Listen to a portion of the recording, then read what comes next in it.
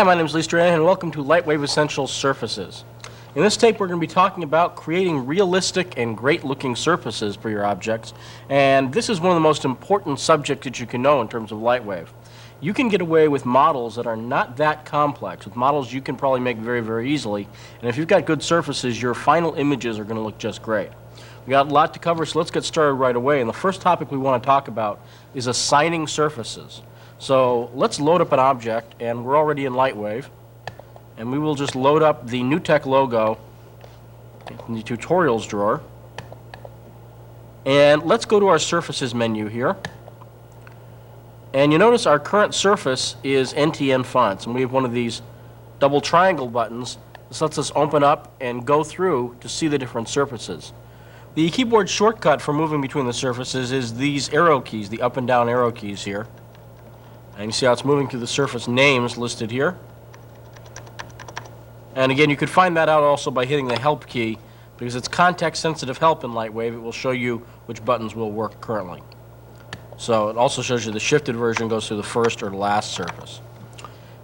Now, the question is, where do these surface names come from? You can see we have these names, but where do they come from, who made them, why do we have them, and what's going on? So these surface names are created in Modeler. And they're created in a very straightforward fashion, and we'll go in and we'll see how those are created and rename surfaces. But the important thing to know about these surface names is that they are just names. They really have nothing to do with the surface that's created. So for instance, take a look here. You see we have a surface called blue bar. We also have a surface called red bar. We also have one called green bar, and there's NTN fonts. Well, let's just hit continue here, and let's go to camera, low resolution, and just hit F9. First we'll go to our camera view so we can make sure it's centered. Let's hit F9, just do a quick render. And we'll look at the program monitor and you'll see, there we go, we have this white surface with the letters, then a red, blue, and green bar. Well, let's go in and let's reassign surface names. So the first thing we want to talk about is how we actually assign these names. Okay, to do this we go into the modeler. And let's head into the modeler, and what I'm going to do is we have the ability to import and export objects within Lightwave 3.0 and Lightwave 4000. So I'm going to use the import function, and what this will do is it will take objects from our scene. The only object in our scene right now is the NewTek logo, so we'll select that, and here is the NewTek logo. Now let's go through and find out what surface names are here, and to do that we're going to select polygon. So again, we have three choices down here, point, polygon, and volume. And then we're going to hit the W key, which brings up our statistics menu. This is just a keyboard shortcut for statistics, which is also located under the display menu right here. But it's a little bit quicker if we do it this way. So W for statistics. And this shows us how many polygons there are, in other words, how many faces there are in this object. And down here, this is the important thing to us. It shows us plus or minus. This means select or deselect. Plus is select, minus is deselect. It says 0 polygons have the surface named default. Okay? So what this is telling us is that there are currently no surfaces named default in this particular object. Let's go through, because again we have these triangle buttons here, and we can select through the other ones. Let's go through blue bar. There are 12 surfaces with the surface name blue bar, 12 with green bar, 12 with red bar, and then a whopping 56 with NTN fonts.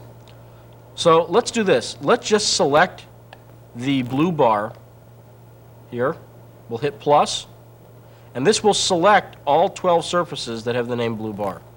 So plus, and you can see right here, these polygons have been selected.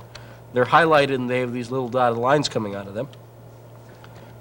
Now what we're going to show you here, if you don't understand it, you want to get some basic familiarity with Modeler. Now a real basic familiarity with Modeler is beyond the scope of this tape. There's another tape in the series that covers Modeler, but what we're doing here is very, very important. If you don't understand how to select polygons and assign surface names to them, well then working with surfaces won't be very, very much use to you. So here's what we're going to do. We can see that we have these 12 polygons selected, these two objects. And now since there are polygons highlighted, I can deselect them just by clicking on the surfaces. And you see, these ones are now deselected. These two are still selected, so we'll click on those. And now just the middle bar in the E is chosen. Now, its current name is blue bar. Let's change the name. To change the name, we go to the polygon menu, and under transform, there's a surface button. The keyboard equivalent for this, by the way, is the Q key. Q for surface. And again, if W for statistics makes sense, so will Q for surface. So we'll hit the surface button here. And we can change the surface name. Now, if we want to, we can reassign it to any of the names that we already have chosen. If we wanted to remake this one, for instance, as red bar, we would just select red bar, click on apply, and that would take all of these polygons, and now these have the surface name red bar. Well, let's make a new surface name. To do that, we're going to use the same requester we just used. So we're going to click on the same button, surface, and now let's type in a new name. And let's wax poetic here. We'll name it Shiny Gold Metallic. And let's hit apply. And when we hit apply here, this is going to apply the surface name Shiny Gold Metallic to this middle bar. Notice there's one other button here. Let's talk about that for a second. That's rename. That would let us, for instance, if we wanted to rename blue bar, let's just clear this out. And let's name this middle bar on left. We could rename this. So now this surface is no longer blue bar, it's middle bar on left. And just to see that, let's deselect all the polygons. To deselect all polygons, you just click in a blank area here. And now I'll hit W again.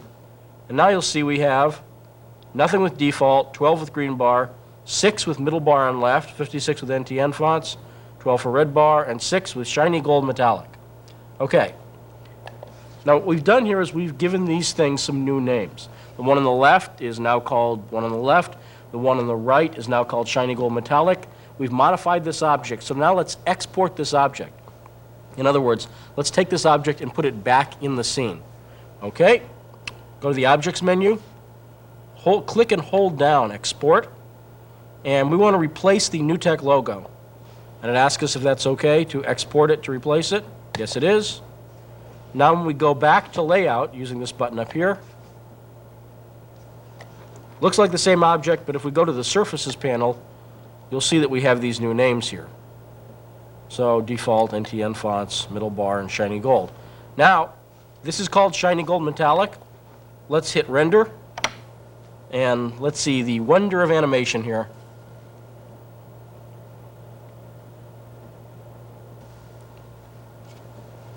Well, you'll see that the bar on the right doesn't look particularly shiny, gold, or metallic. In fact, it just looks boring. Well, that's because naming a surface in Modeler doesn't really mean anything. These are just names. You can give them as complex names as you want or as simple names as you want, but it doesn't have anything to do with the way the actual surface renders. What you do in Modeler is basically you assign these names, and it's a crucial step because if you're, for instance, making a TV set or something like that, you need to tell it how to make the screen a different surface than the knobs, which you also want to be a different surface in the cabinet. On the other hand, though, that just assigning the names doesn't create those surfaces for you. We create all of our surfaces within Lightwave, within the main section of Lightwave, and we do that from the Surfaces panel. Now, one thing that's important to remember here is that, and I'm going to repeat this a couple times because this is one of the things that messes people up. Once we start to change our surface attributes, if we want these new surface attributes to stay with the object, we have to resave the object in Lightwave. Let me say that again. When we start changing our attributes, if we want to save the surface attributes with the object, we need to resave the object. And we resave an object in Lightwave. Let me hit Escape to exit here. You resave an object from the Objects menu. Save Object will save whatever current object you have. And again, this will replace the old object with your new object. And the new object here, the only difference between the two objects, the old one and the new one, might be different surface names or surface attributes. So again, you'll see we'll need to do that, and we'll be talking about that a number of times. It's one of the things a lot of people forget. They'll create a scene, they'll get everything set up, they'll start modifying surfaces, Then they will save the scene, but they'll forget to do a save objects. When they come back, their objects are back to normal. Okay, let's talk about adjusting surface attributes here.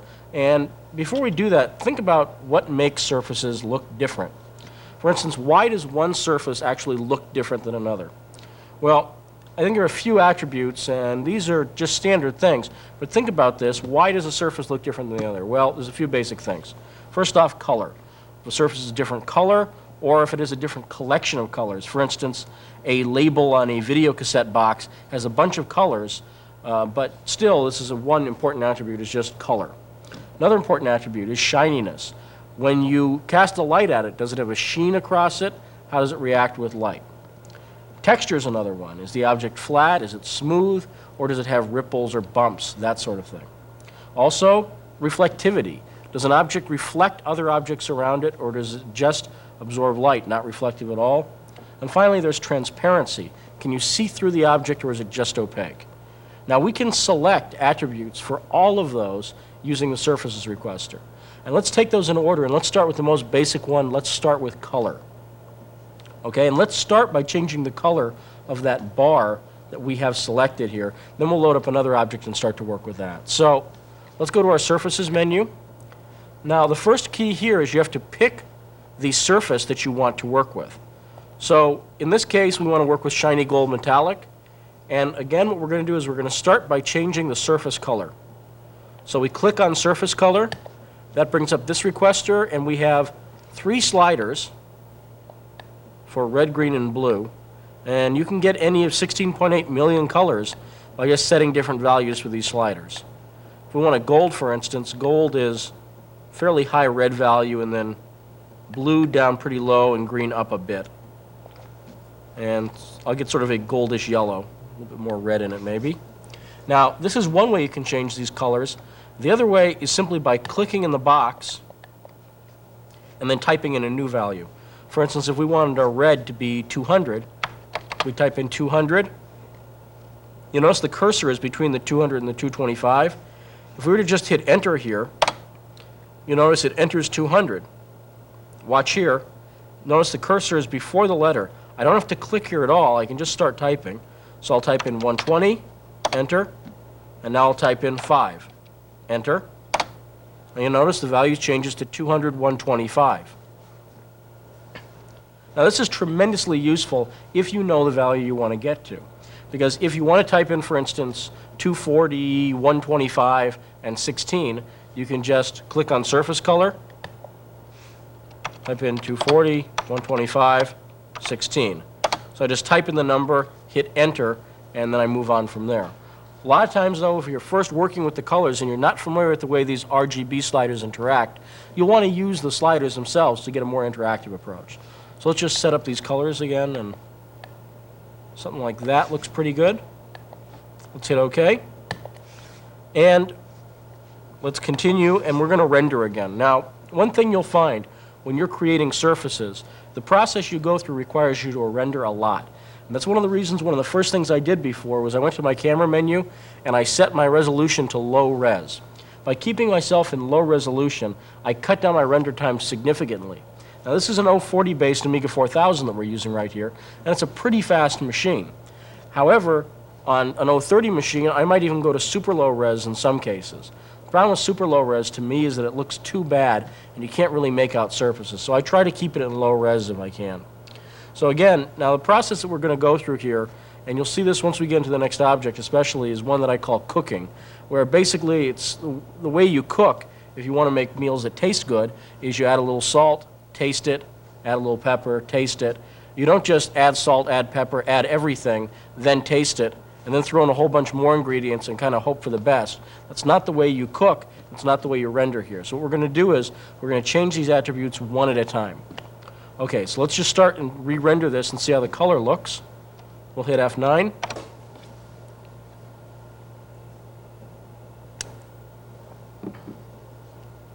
And as it renders down, you can see the color has changed. Now, this NewTek logo we've used to prove the point about changing surface names. Let's just go back and change the color of the middle bar on the left.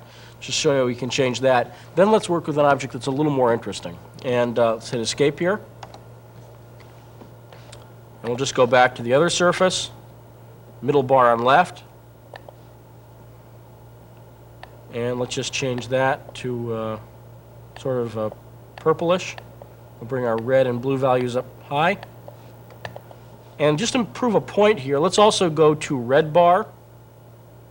And let's make our red bar another green bar. You'll notice the name is red bar, but when we render this out, the computer doesn't care what the names are. All the computer cares about is the surfaces that you assign to those names. Okay, we've done some work with the NewTek logo. Now let's load up an object.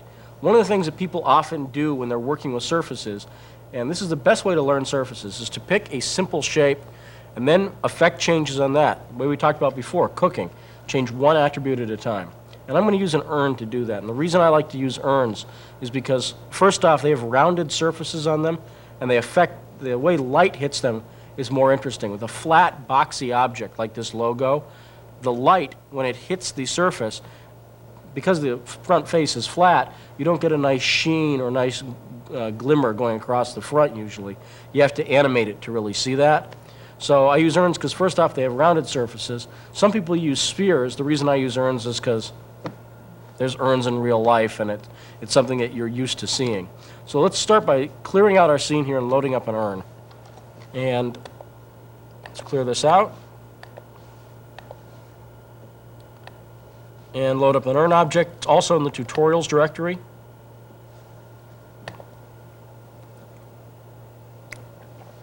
And let's just hit continue. And here is our urn. And we'll go to our camera view. And let's just we have to go to camera view, low res. And let's just hit F9 to get a quick preview of how this looks. This is the default surface for that urn. Okay, as you look at the program monitor, you can see this defaults to a blue surface. And let's change this surface a little bit. Let's hit escape here, go to the surfaces requester, and see what we have for surface names. There's only two surface names here: default, which has no polygons, and urn exterior, which has all the polygons. So all of the polygons for this object are named urn exterior. And one important thing, especially when you're first starting, is sometimes you'll change attributes, you'll render, you won't see anything. Common mistake, common simple mistake, you don't have the right surface selected. So we'll make sure we're changing urn exterior. And let's talk about these attributes, and let's take them in order. And what I'm going to do is, let's start by turning things off. This is the default for the urn exterior. And we've talked about surface color. We can change that in a little bit, but let's talk about smoothing now. Smoothing down here at the bottom affects whether you see the edges of the polygons or not, the faces. And if we hit continue to look at the wireframe preview here, see these individual faces, these individual squares here. Notice the object looks like it's in wireframe. Well, these individual squares here are the surfaces. These are the polygons. If we don't have smoothing on, and it's off now, when we render, we are going to see those, and it's going to be faceted. In other words, it's going to seem very, very squared off. And generally, you don't want this on for curved objects. So here's the way that looks with smoothing turned off. Now, in order to really make this look smooth, you'd need millions and millions of polygons. So what we're doing here is really a trick. Turning smoothing on fakes the computer into making it look smoother. So it's, again, just a hack, basically, that makes polygons, these individual flat surfaces, look smooth. So we will adjust that. We want that back on. And there's also a max smoothing angle. What this has to do with is this changes the angle at which two polygons have to be before they're considered smooth. It's set just below 90 degrees. In other words, if polygons are at 90 degrees, then they won't be smooth. Anything less than that will be. And that's a pretty good default setting. I generally never change that. There's occasions when you may want to, but they're few and far between. Okay, now we saw changing color. Let's just change the color on this urn. And again, we'll put it to a sort of goldish surface here. And let's render this out. And of course, on a lot of these, we're cutting out the render times because this does take a few seconds to render, and just to get the most on the tape that we can. For most of the tape here, we cut out the render. So here's the way it looks so far.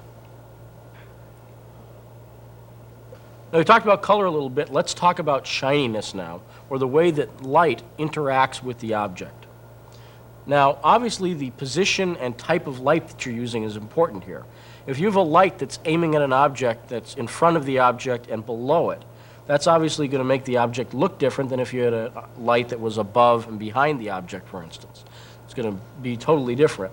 Also, if you have a different colored light, that's going to affect the object as well.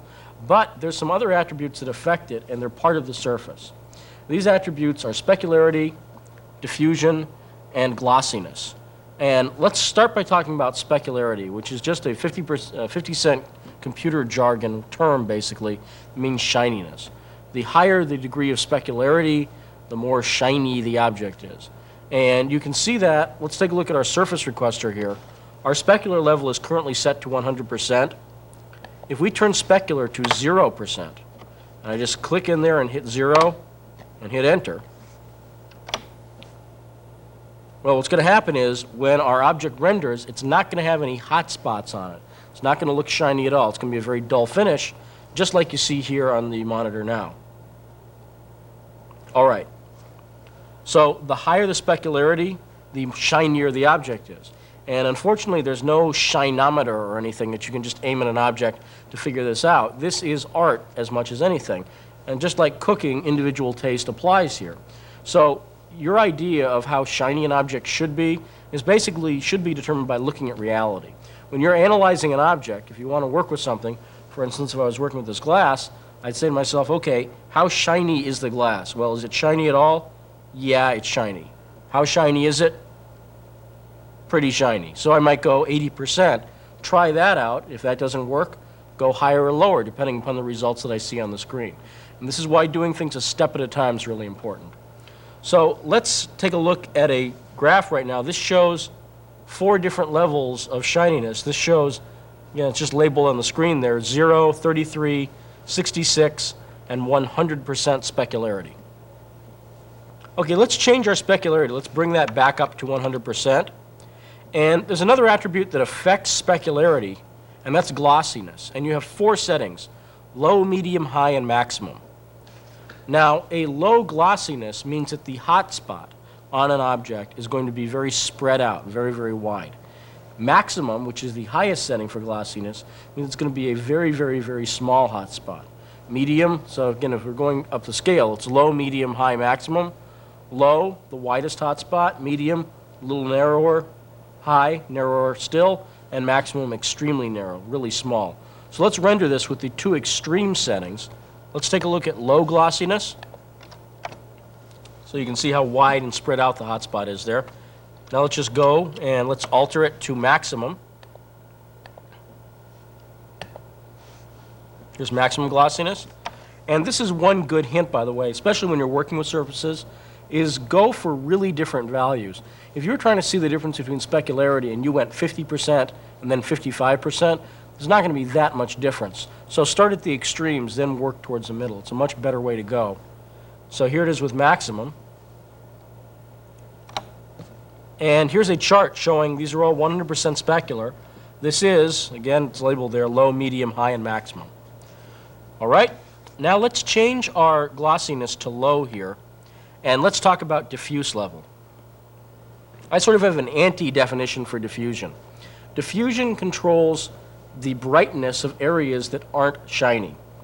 In other words, and you can see this in the picture right now, we are showing different levels of diffusion, and again, it's 0, 33, 66, and 100%.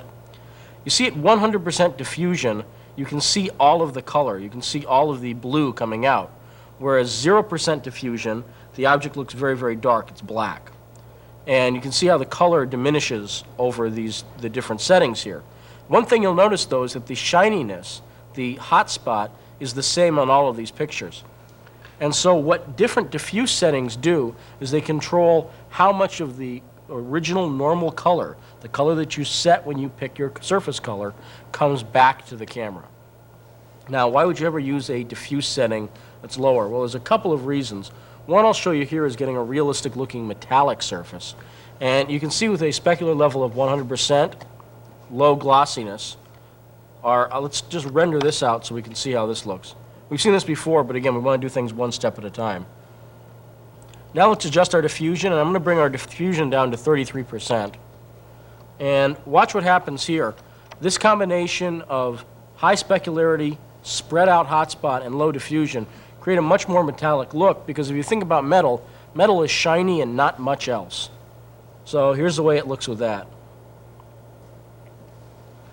All right, now there's one other attribute that relates to shininess that we haven't talked about yet, and that's color highlights. And what color highlights does is color highlights affects the hotspot, and it determines whether that hotspot is white, as all the hotspot we've seen so far have been, or if that hotspot takes on the surface color. So let's hit escape to exit here. Let's click on color highlights, and you'll notice when we render this that the hotspots themselves, instead of being as bright white, will actually take on some of the gold color. One thing that should be pointed out here is that the reason our hotspot was white without color highlights turned on is that the light in the scene was white.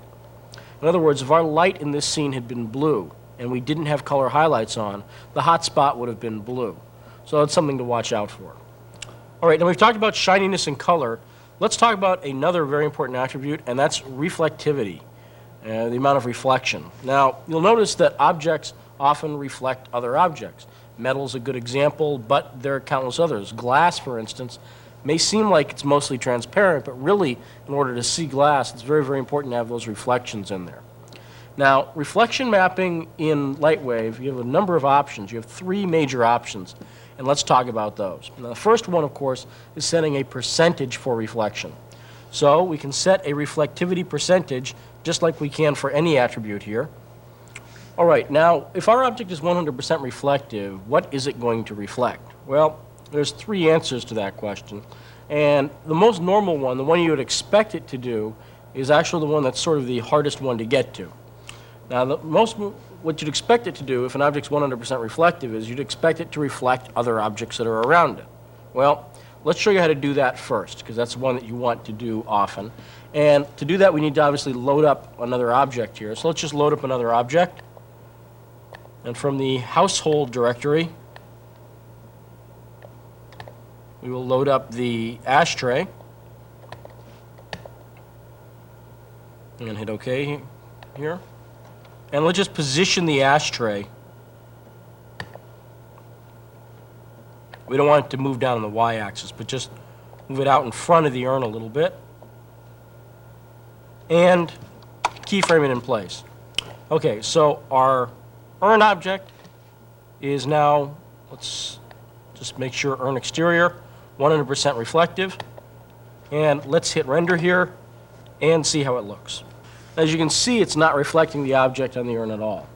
If you want an object to reflect other objects in the scene, you have to go to the camera menu and turn on trace reflections.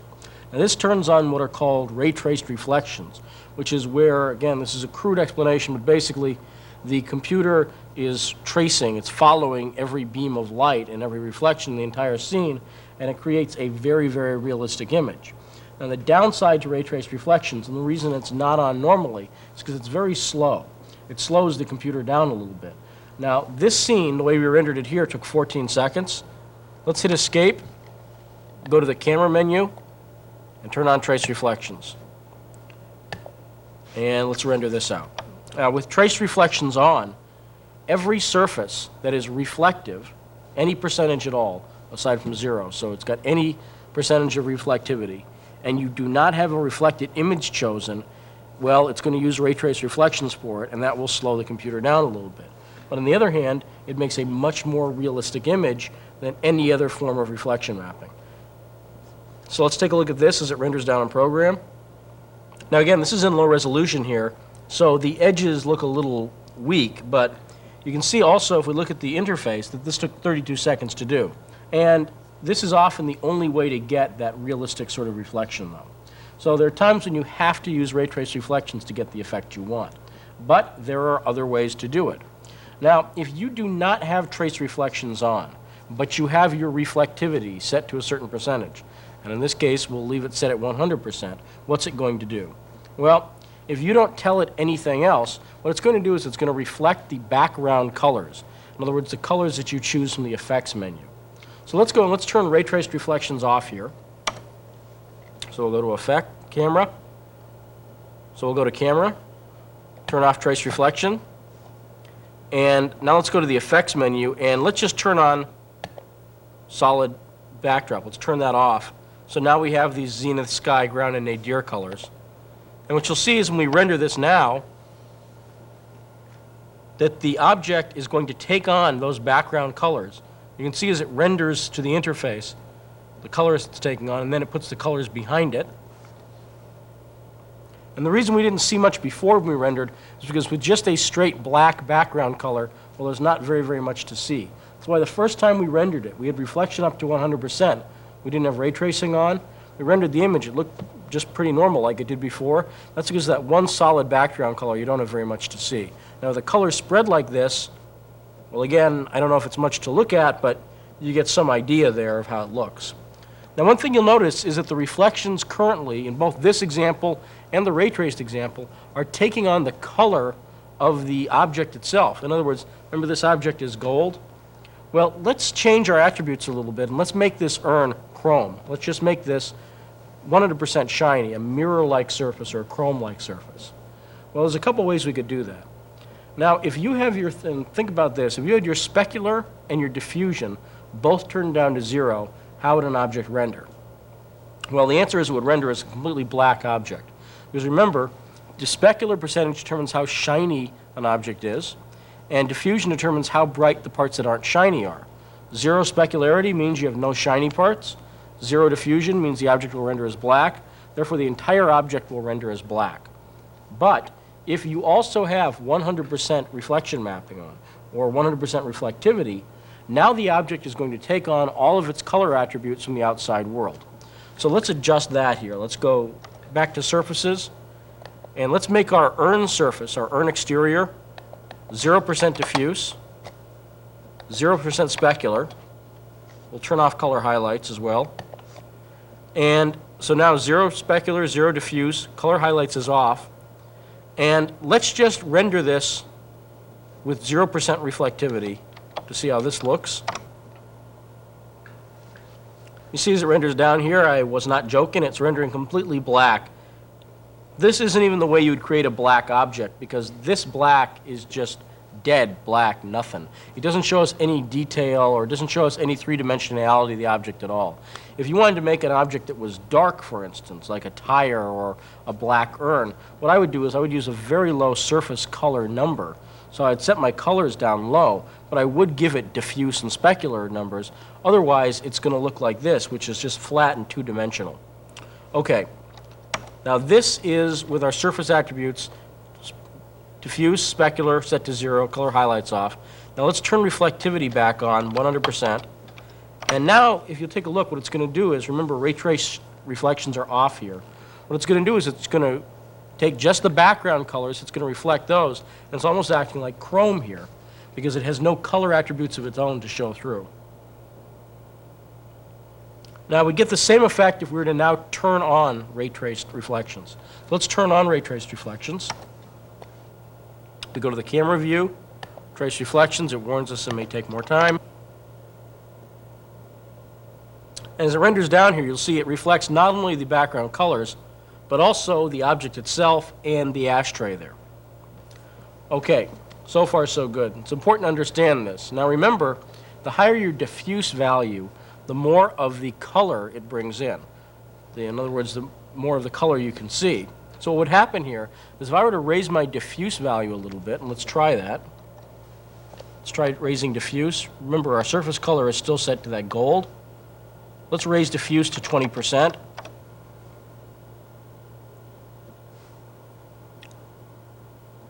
As it renders down here, you see it is taking on a little more of the color there, particularly in the upper part there. It's taking on a little of the color, but not very much.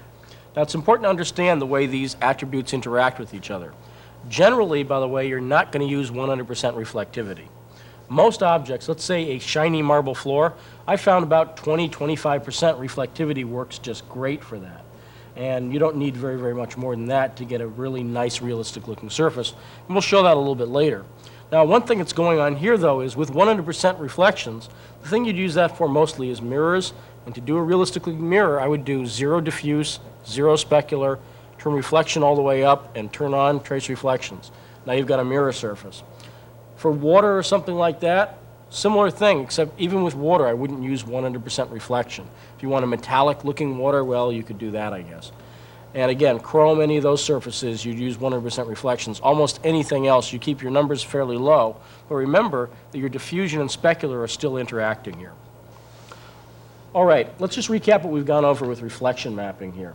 If you turn reflectivity up, let's say to 100%, and you do not turn trace reflections on, it's going to reflect the background colors.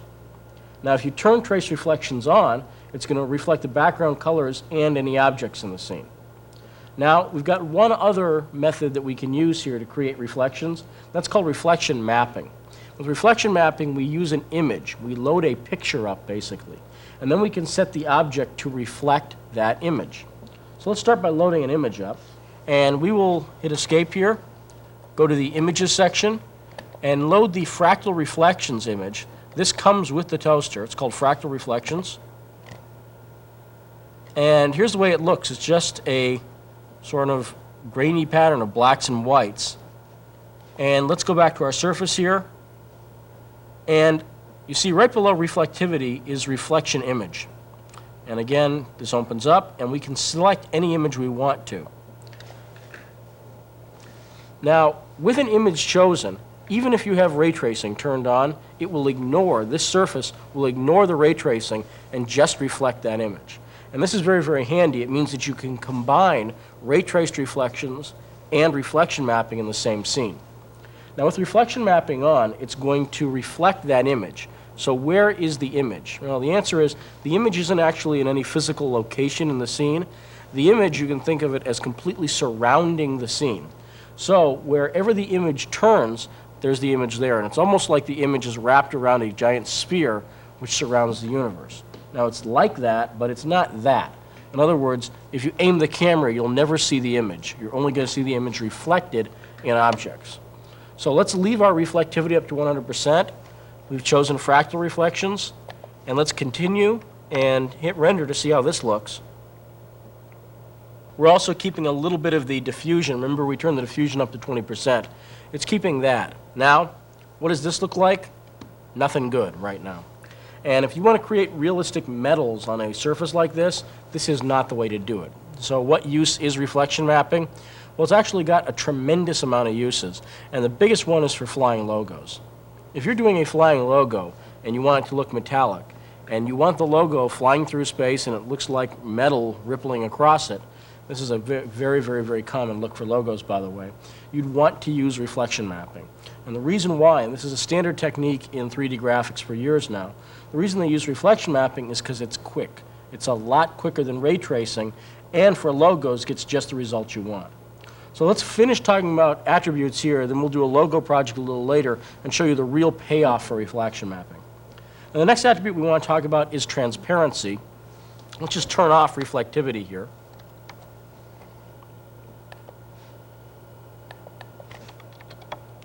And we will turn no reflection image on. With no reflectivity, we don't want that on. Let's just set our diffuse level back to 100%. Let's set our specular back to 100%. And our glossiness to medium, and just render this out. We've changed a bunch of attributes. Again, normally if you're just experimenting and trying to learn how the attributes work, I would change them one at a time. We've discussed these already. So here's the way our urn looks so far. All right, and let's talk about the way transparency works. Transparency is pretty straightforward, it would seem. You set a percentage. 0% is fully opaque, 100% is fully transparent, and the object will show up as transparent. So let's just go to surfaces here. 100% transparent we won't bother with because that would be completely invisible. Let's make it 50% transparent and hit render here. And transparency, like ray trace reflections, transparency will really slow the scene down. Transparency can add quite a bit of time to a scene, particularly when you start to use some of the advanced options. Now, one of the most common things you probably think of as transparent is something like glass. So if we set transparency to 50%, we should get a real nice looking realistic glass surface here, correct? Well, let's take a look. Well, not exactly. To my mind, that doesn't really look much like glass. Now, if you look at the time on the interface, by the way, you'll notice that this took 29 seconds, so it's nearly twice as slow as it was when our urn was just normal with no transparency set. Now, glass is one of the most common things you use transparency for, but let's think about the way glass actually is in reality. If you look at glass, there's a few things going on there, and only one of them is transparency. The other one, of course, is reflections. A realistic glass surface reflects the objects around it. And this is why often, if you have plate glass windows, for instance, what happens on a nice summer day is you might accidentally walk through the plate glass window, particularly if someone's just cleaned it. And the reason why is because glass, being transparent, means you can't see it. One of the few reasons you see glass actually is because of the transparency. That's part of it, but also the reflection. And often, in the case of glass, there's stuff on it. There's dust or something on it that makes you be able to see it. So if you want a realistic glass surface, you've got to do a lot more than transparency. Now, you've got to do a lot more than reflection mapping, too, and that's because transparency has other attributes that work with it. Let's talk about some of those other attributes here. If we go to the Surfaces requester, you see that under Transparency, we have these buttons: Color Filter, Refractive Index, Edge Transparency, and Edge Threshold. Now, let's start by talking about Color Filter. This is pretty straightforward. What Color Filter does, if you turn Color Filter on, it means that any objects behind this transparent surface will take on the surface color. In other words, if we had another object behind this urn, for instance a steel bar, if we didn't have Color Filter on, we'd still see that steel bar in its normal color. With Color Filter on, it would be as though the steel bar were really behind the object, and therefore what you'd have is sort of a metallic goldish look on that steel bar. And I've got some frames here that show this. This is just with normal transparency mapping, and this is with Color Filter turned on. Now, another thing that's going to affect you here is the double-sidedness of a surface. Now, let's take a brief time out to talk about that for a second, and it has to do with polygon facing. Every polygon, every face in an object, can face generally one of two directions. It's either facing out or in. And the reason for that is the more polygons the computer has to render, the longer the scene takes. So generally you set your polygons to face either out or in. If you were modeling, for instance, a brick or something like that, you'd want all the polygons to face outwards. So you just have a square box, you want the polygons facing outwards because you're always going to stay outside that brick. Now on the other hand, if you were modeling a room, you might use a similar object, a box, but you'd want the polygons flipped inwards because the camera is going to be inside that box. Now, if you were going to have the camera go in and outside of an object, what you might do is you might turn on double-sided. And with this urn, that's what's going on. This urn really only has faces that project outwards. And we can see that if we turn double-sided off. And let's just set our transparency back to 0 here for a second. Let's turn double-sided off. And let's move our camera above and rotate it down so we can kind of see into the urn here. Let's just move it up a little bit more. All right, and let's hit render. And what you'll see here is we're seeing the front faces, the outer faces fine, but it's not rendering the back faces at all. Looks like the object turns invisible there. Now there's two ways you could change that. There's two ways you could fix this problem. One of them is in Modeler, you could assign these surfaces and make each one of these polygons double-sided. But the quicker way, and perhaps the better way, because it makes the object take up less space, is to use the double-sided option. And with the double-sided option on in our Surfaces menu here, we click on double-sided, and now you'll notice we see the outer polygons, but also the inner polygons, the back polygons. All right, now when you're working with transparent objects, this becomes very important. Because with transparent objects, and let's talk about a box again, for instance.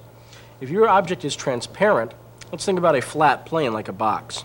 Well, if the planes are both facing outwards, what you're going to see is you're going to see this surface, and if your object's opaque, it doesn't make any difference. You're fine. Move the camera around to the other side, you'll see the back face. It's fine. But as soon as it becomes transparent, you start to get into problems. Because what's going to happen now is, since this front face is transparent, you should be able to see the back face, but since double-sided normally is not on, This back face, since you're going to be seeing the interior of it, is going to be invisible. So often when you have transparent surfaces, you'll need to make sure you turn double-sided on.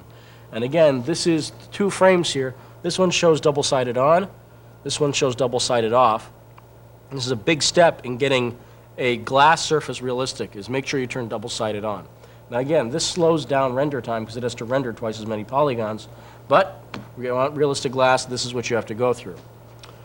Okay, so so far we've added, let's bring us back to 50%. We've added color filter, and we've talked about double-sided.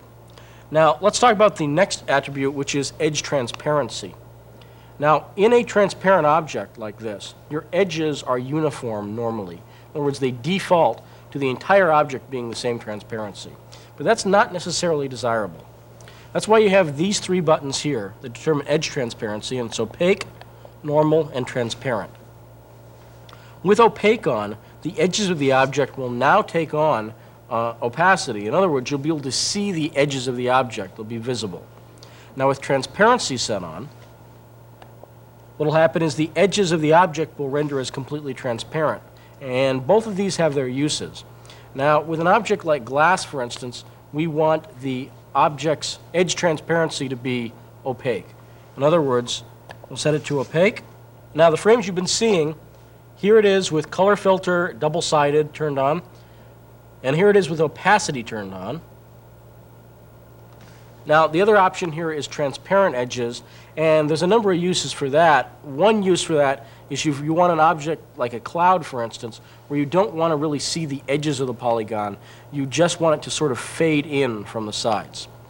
Now there's an attribute that works with edge transparency and opacity, and that's the edge threshold. The lower the edge threshold, the shorter the distance. In other words, how big is the edge of the object? Well, you can set that by setting your edge threshold. So the lower the number, for instance, when you have opacity set, the tighter that edge where you can see that visible edge will be. The wider it is, the more it'll be focused in. So let's just reset up our scene here. And I just want to move my camera back down and kind of rotate it out again.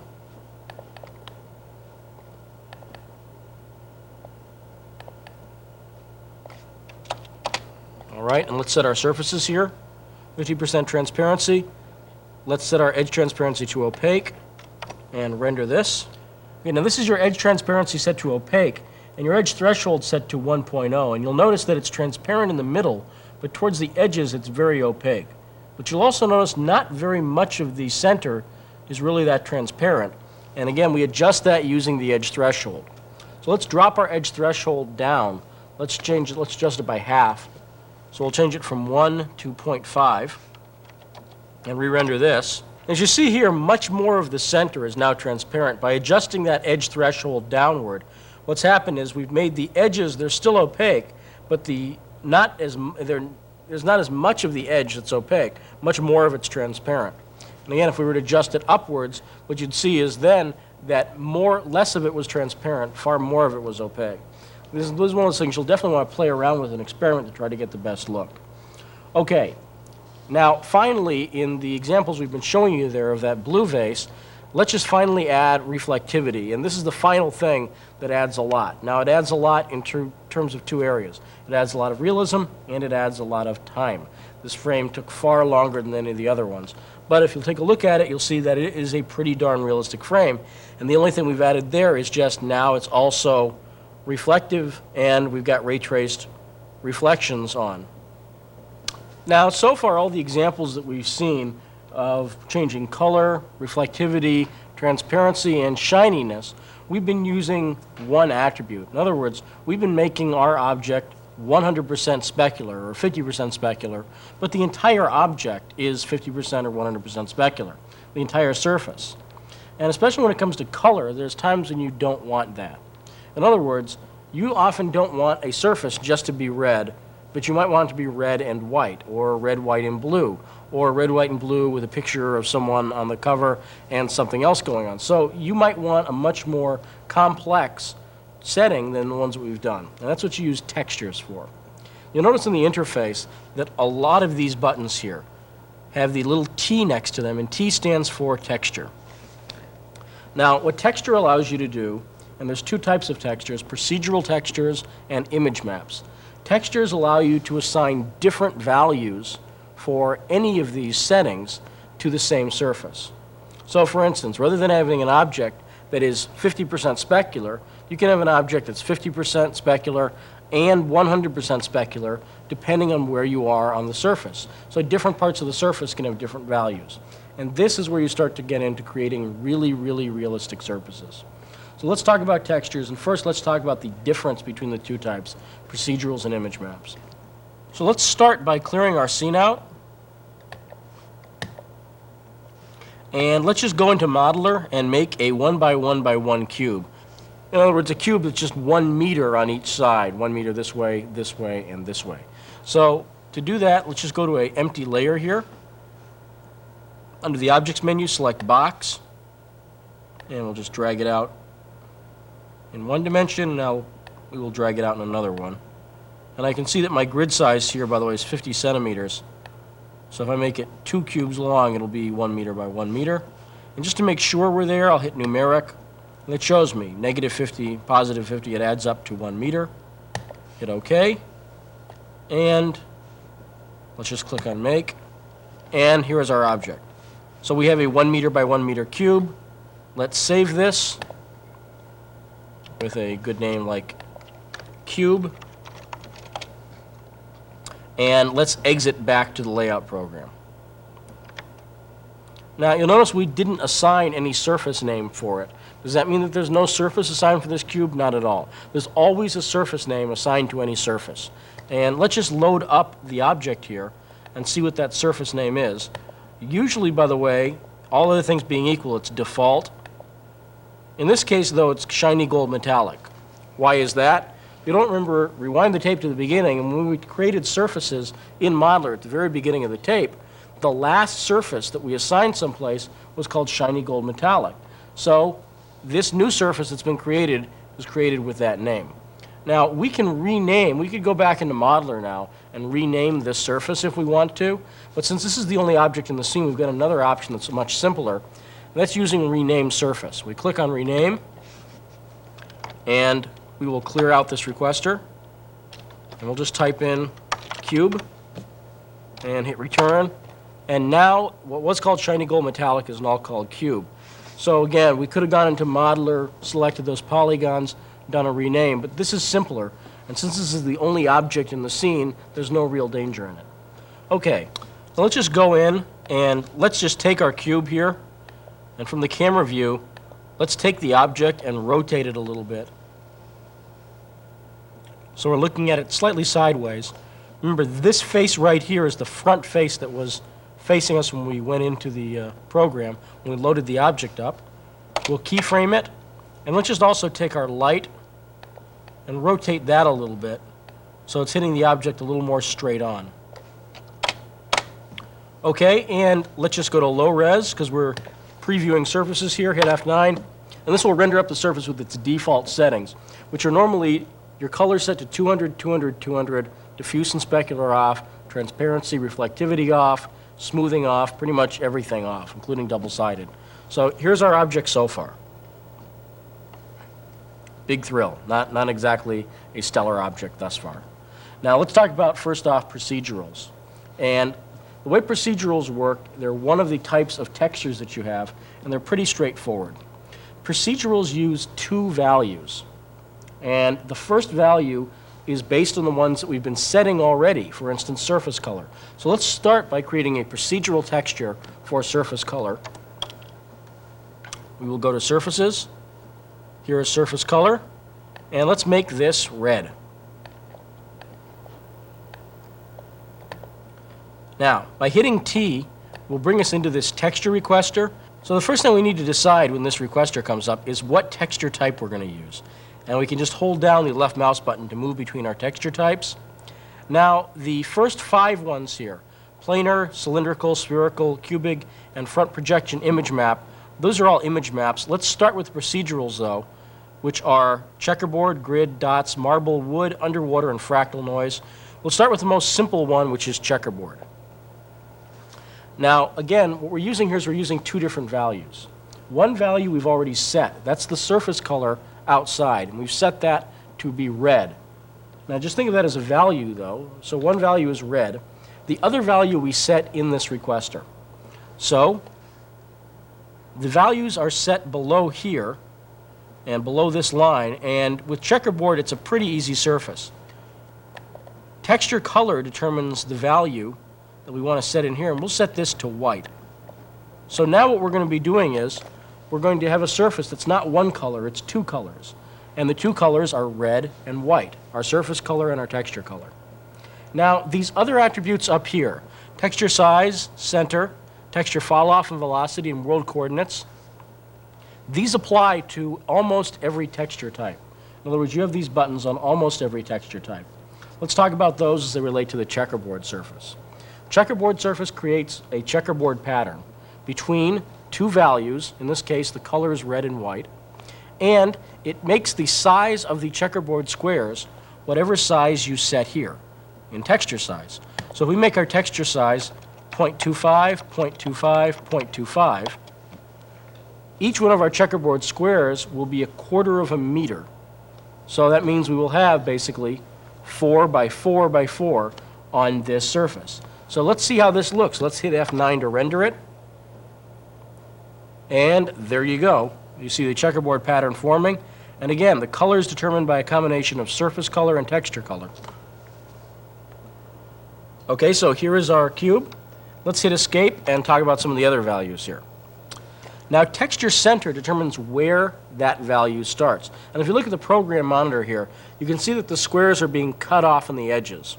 And the reason for that is we have a 1 meter, let's just pretend we're looking at one face. The face itself is 1 meter. The texture center is defaulting to the center of this cube, right in the middle. And if it's putting 4 cubes, in other words, each square is 0.25 across this 1 meter surface, well, it's putting one right in the center, then one right next to that, one right next to that, and then it starts to run out of room. So what happens is you end up getting half of the cube on each face. If we wanted these checkerboard squares to line up perfectly through the edges, not to be cut off, we'd have to move our texture center. And we have to move our texture center by half the size of the texture. In other words, our texture size is 0.25. So if we were to move this 0.125, which is half of 0.25, and re-render, this will push the texture center over, and now what you're going to see is, you're going to see that these squares line up perfectly.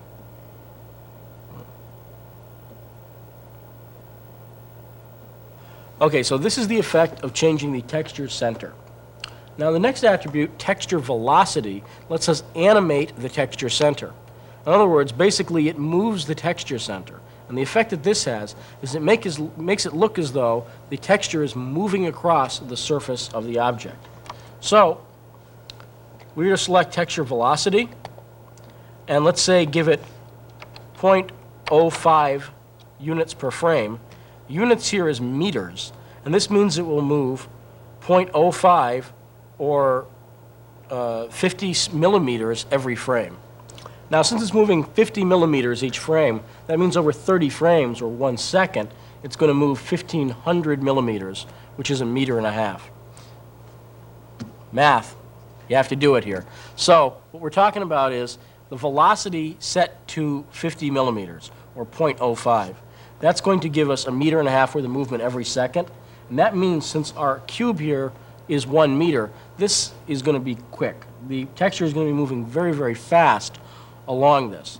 Now, if we were to cut this down, for instance, make it just 5 millimeters, now we've got something a little bit more human. It's going to be moving 1/10 the speed. And in other words, we're going to slowly be moving this image across the x-axis. You can see it's just x here. And this will create a pretty nice looking pattern. Otherwise, it's going to be too darn fast. Now, why? Here's the big question. Why would you want to do this? Why would you want to make the checkerboard pattern move across the surface? And, well, I don't have a real good use for doing that with checkerboards usually. But with some of the other patterns, understanding velocity is crucial, and you'll see that as we move on. This is just to make sure, since we're working with the basic, simple texture here, that you understand this. This would make that move across. And let's take a look at an animation that uses that. This animation here is just with the velocity setting the way we've shown it. Now, texture falloff is the next attribute. And what texture falloff does is it lets you get rid of the effects of the attribute. So, for instance, by falling off the texture, we would get rid of this texture color. And let's just reset our center back to 0 here and turn our velocity off. And if we were to set our fall off, and again, this is percentage per unit, which means percentage per meter. Since this is a 1 meter cube, if we were to set our fall off to be, say, 20% per meter, what would happen is after 5 meters, it would be 100% fallen off.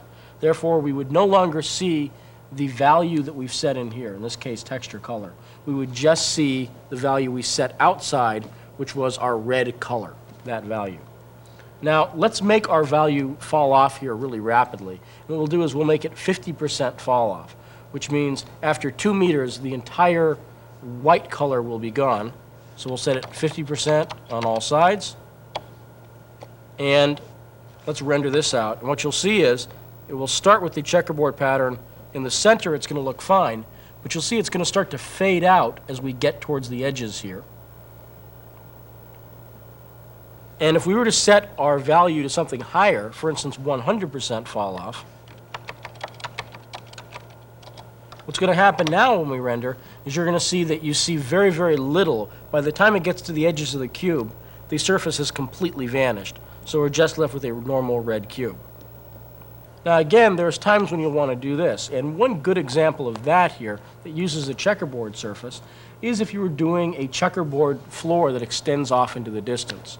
The problem is, as it gets way into the distance, you start to get all kinds of aliasing problems as the checkerboards meet, as the pattern gets smaller. So what you might want to do is, let's say you had the camera looking at this checkerboard floor that was 1,000 meters long. What you might want to do is, after a couple of 100 meters, have the surface fall off. So in the foreground, you have the checkerboard surface, but in the distance, it's fallen off just to the red color, for instance. That would look fine, and that would avoid any of the aliasing problems that you might get when you have a checkerboard surface like this. You'll find there's other uses for the fall off attribute as well. Okay, finally, let's talk about world coordinates. Well, world coordinates changes is whether the texture center, for instance, is based on the object or is based on the actual universe.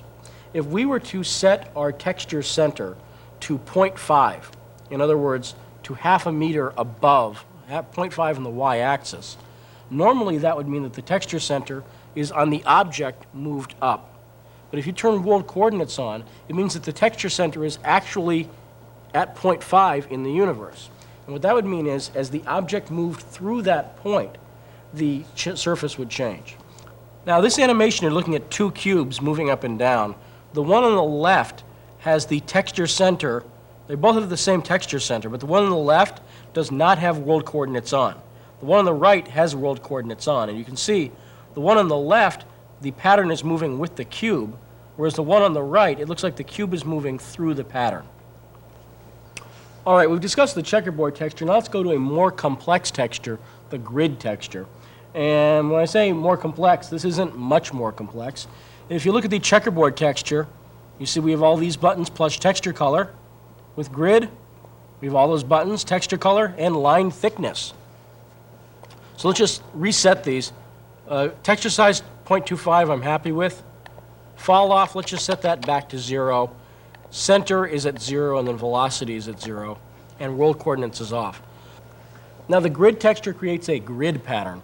Again, pretty straightforward. And it uses the 2 colors that you've chosen, the red that we picked outside and the white that we've chosen here, or whatever values you choose. And texture size now determines how big the grid squares are. Now the other attribute that we have here is line thickness. A line thickness of 1.0 means that the lines will be as thick as the current size. In other words, your lines will completely fill in the size. On the other hand, a value of, let's say, 0.5 means that the thickness of your lines will be 50% of your grid size. This is important to note. Line thickness here is not an absolute value. 1 doesn't mean, for instance, 1 meter, as it does for texture size. 1 means 100%. So if we set it to 0.2, which is its default value, That means that each one of these lines will be 20% of the thickness. Let's render this out and see the grid texture. Okay, and so this is the way the grid pattern looks. And again, this is just low res, which is why it looks kind of jaggy and not that great looking. And all the other attributes work just the way you'd expect them to. So you could apply velocity to this, set a fall off, any of those attributes. Okay, the next procedural texture, a little more complex, is dots. Not that much more complex, though. We now have dot diameter. Texture size determines how far apart the dots are. Dot diameter works very similarly to, in the grid function, the way the line thickness works, determines a percentage here. So if we use this texture, you'll see that the dots are 60% of the distance between things. If we were to set it to 1, the dots would completely overtake the texture. Now, these procedurals that we've seen so far, checkerboard, grid, and dots, are all very, very straightforward, simple textures, and they don't really add that much to your render time. The same isn't true, though, of the next few, and particularly the next ones we're going to talk about here, which are marble and wood. Now, the idea behind the marble and wood textures is that marble and wood should allow you to create realistic marble and wood. Makes sense. Well, they don't really work that way. And in fact, the best way to create realistic marble and wood surfaces is to use image mapping, which we'll talk about later. These procedurals don't work that well. They never look as realistic as, for instance, a picture of marble or wood would look. And also, they're much slower than just image mapping. So let's just take a look, very, very quick look at these. But remember, you really shouldn't use these. You should just use marble and wood. Frequencies determines the amount of detail in the pattern. Now, when we're talking about these patterns here, you'll see frequencies come up a few times in the next few procedurals here.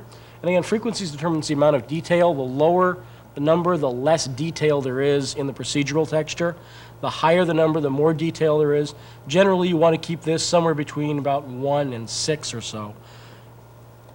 Turbulence determines how much the marble veins will move over.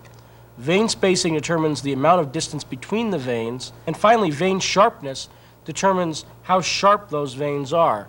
Again, the higher the number here, the sharper the vein will be. The lower the number, the more contrasty the vein will be, so it will just show up. It will sort of ease into the vein more.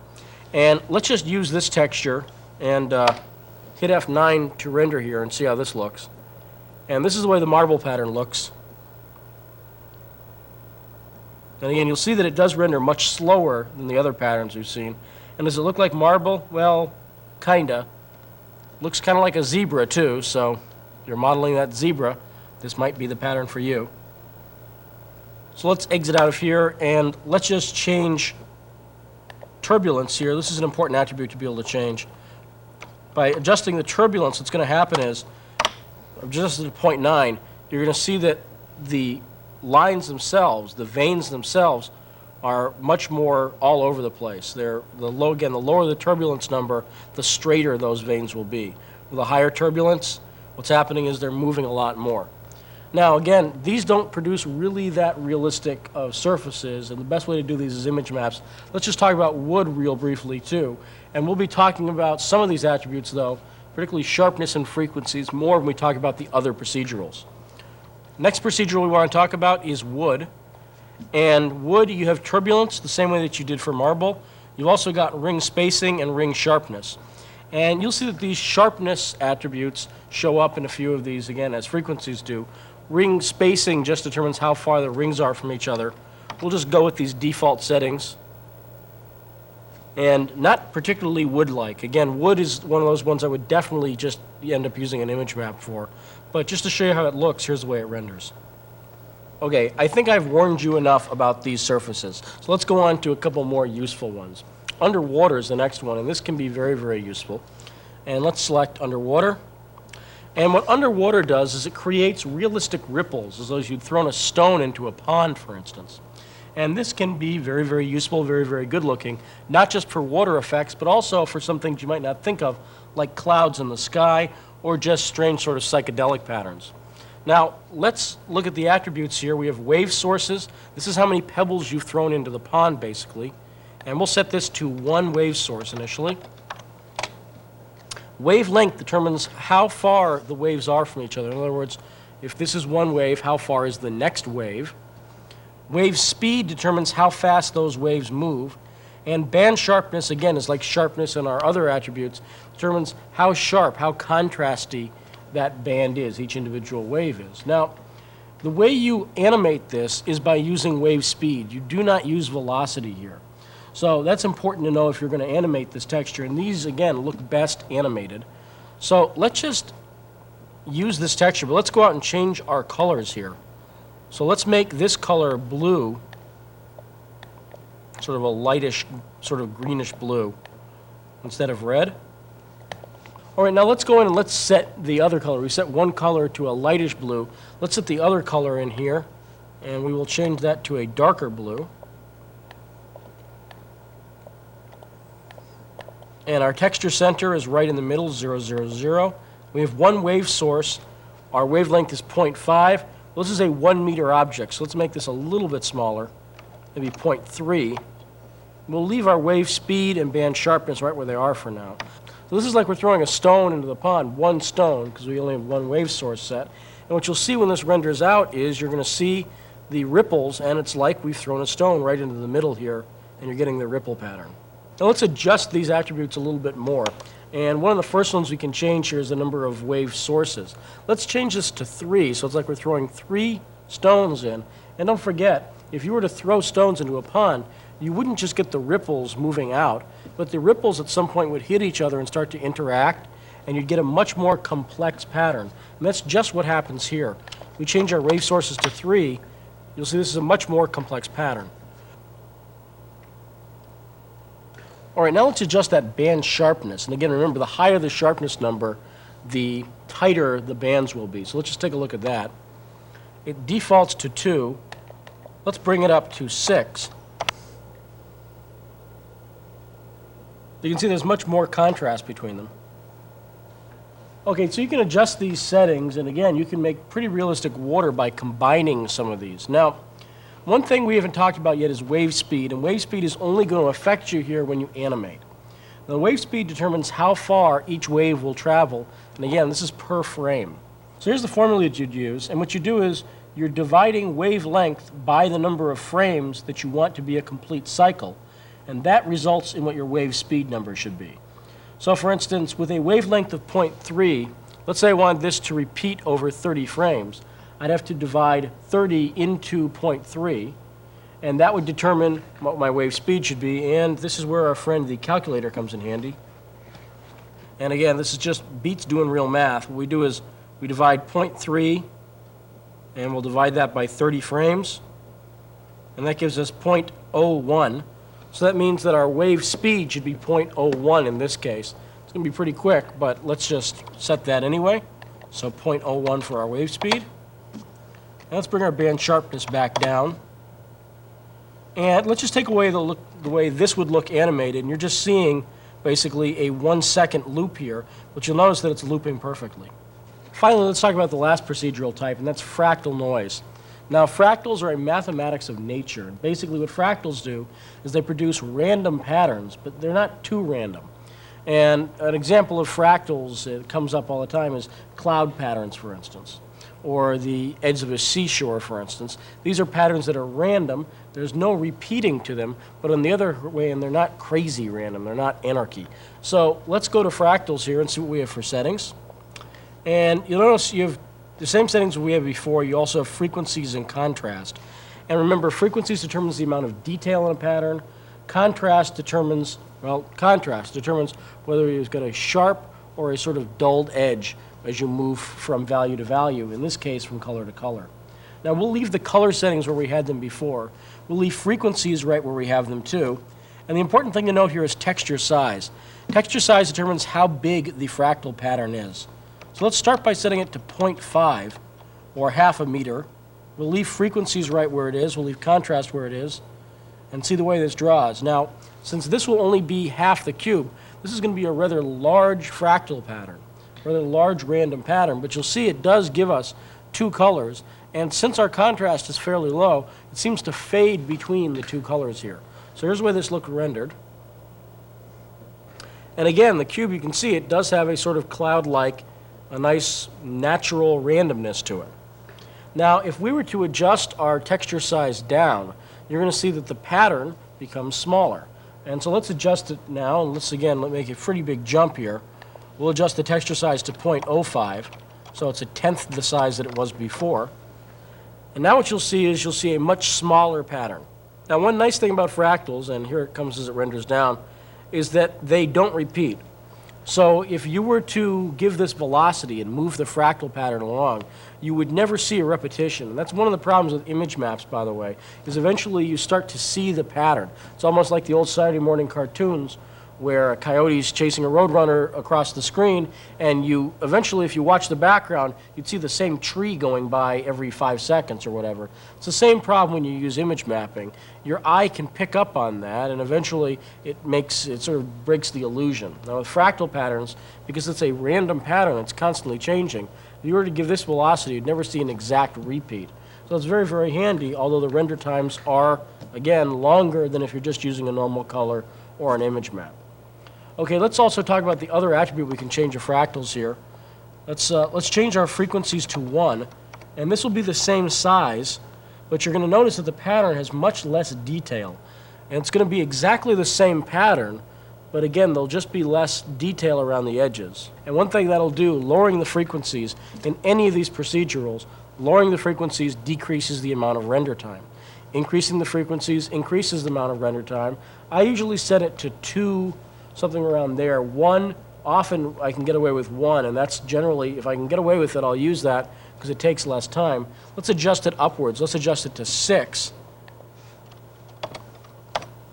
And what you'll see here as it renders down is, again, the same pattern, but a lot more inlets in it. And if you were to move close to this, you could move very, very close, and there's just a lot more detail to the pattern. Let's just adjust this back down to about 2 and render this out. And I just want to get something set so when we change the contrast, you'll be able to see the difference here, but it won't take as long. So this is with the frequencies of 2. And let's adjust our contrast. Remember, the lower the contrast, the less contrast there is between things. There's no better way to say it, really. The higher the contrast, the more stark the difference is between the two values. So let's start by raising the contrast. Let's raise it up to 6. And what you'll see here is there's areas that are blue or white, and there's not too much in between there. And again, this pattern here, as it renders out, will show you think of it, whereas before it's been looking like clouds and things, you'll see in this pattern it's starting to look like the hide of a cow or something like that. In fact, if you want to, take a look at the cow object that comes with the toaster, and it uses a fractal pattern for the hide of the cow. Now, if we were to adjust our contrast down, remember it defaults to 1, let's adjust it to a really low number like 0.5, and what you're going to see then is, you're going to see it's almost hard to tell where one starts and the other one stops. It's just a very subtle pattern. And this, of course, is one of the best uses of fractals, by the way, is to often add just a little bit of dirt. And one thing that I'll do is, if you look at objects in reality, very seldom, even a wall, for instance, in an apartment or something, very seldom is that wall just white. Usually, through time, it has taken on other colors for reasons that we won't go into here, but basically, things deteriorate over time. So what I would do is, if I wanted to make an object look more realistic, rather than assigning it just one color, I'd assign it 2 colors. One color, let's say white for the wall, and then sort of a dingier gray. Give it a fractal texture to assign that other color. Give it a low contrast, and I would also give it a low frequency since I don't need too much frequencies to get the effect. And this will give your objects a little bit more of a realistic look. Reality is a dirty business. So here's the way it looks with a low contrast. Now, that's the way your procedural textures work. Now let's talk about image map textures, the other type of texture that you have. To use image map textures, you have to load an image up first. So let's load an image up. We'll hit escape, and let's remove the texture here. You see the light's no longer on, so we no longer have a texture. And we will load up an image, and we will load from the wood directory the light wood image, and this comes with the toaster. Now, whereas a procedural uses the value that you've set, for instance, the color that you set, and you set a value inside, the texture color, for instance, the examples we've shown, images don't work that way. Images completely cover up the values that you chose in front. So, for instance, our current value right now for our color, we've loaded the image up. Our current value for color is this sort of light blue. Now, let's go to Texture and talk about image maps. What you're going to see here is when we use an image map, we will not see the blue anymore. That value will be completely covered up by the image. Now, image mapping is the best way to get extremely realistic surfaces. If you're using something like wood or marble or grass or stone or anything like that, the best way to make them look realistic is to use image maps, because what you're literally doing is taking a picture of the image, wood, marble, grass, or stone, and mapping it onto a surface. And this can look incredibly realistic. Now, let's start with talking about planar image mapping. In a planar image map, what you're doing is you're taking an image and you're mapping it onto a flat plane. And let's talk about the basic procedure here. The first thing you need to do is tell the computer which image you want to use. We've already loaded up one. We'll go to Texture Image and we'll choose Light Wood. Now, you have these other attributes that you've seen here before. It's texture size, center. These are very, very important. Your texture size needs to be just right for the image to map properly. You want the image size to be basically the size of the surface usually. So for instance, if we want this picture of wood to fit exactly on the sides of this cube, it needs to be the same size as the cube, in this case 1 by 1 by 1. We also want the texture center to be right so the image is centered properly on the surface. Now, this is usually work, and that's why there's a great button called automatic sizing. This will do it for you automatically. It will automatically fit the image onto whichever surface you choose. So the first thing I do is, again, pick the image, then I click automatic sizing, and now the question in planar image maps is which texture axis to use, X, Y, or Z. Now the way you can think of this is if this is our image, you have to determine which axis it's going to map onto. You have three choices, X, Y, or Z. In planar image map, you can basically think of the image as being stuck to whichever plane. Now, if we want to map this image onto the front of our cube, well, think of a line that moves through the image, and which axis is it moving through? Well, if you remember from our basic discussion, it's moving through the Z-axis. So if we want it on the front face, it would be the Z-axis. If, on the other hand, we wanted the image flat, like on the ground or on the ceiling, well, picture a line moving through the image, and now this is moving in the Y-axis. If we want this mapped on the side, again, now it's moving through the X-axis.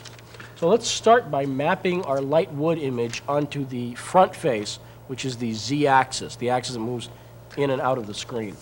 So we'll set the texture axis to Z. We've got automatic sizing done. Now we'll just use texture, and let's continue here. Remember, this face right here, the one that's now facing the upper left corner, this face right here is our front face. And you'll see it goes through and filters the image. It does this once when you have anti-aliasing set. But as it goes through here, you'll see that front face looks perfect. It looks like realistic wood. Now the problem comes on the other faces. Because in a planar image map, you're only mapping the image onto one plane, what happens is it doesn't map properly onto the other planes. So even though this looks great on the Z-axis, on the X and Y-axis, it doesn't look that good. In other words, what it's doing is basically it's taking the color from each pixel there and just extending it off into infinity. Now, in this case, it might be acceptable.